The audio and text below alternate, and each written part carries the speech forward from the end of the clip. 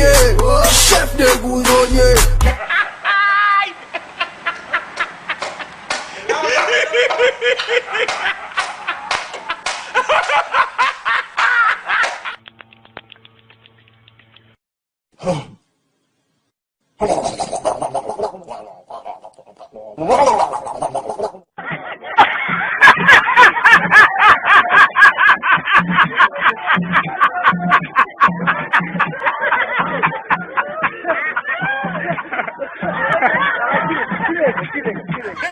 su'aalo badan oo yimid asxaabteyda qaybo kamid ah oo ah sababtaan u soo diyaariyo muuqaalada qosolka leh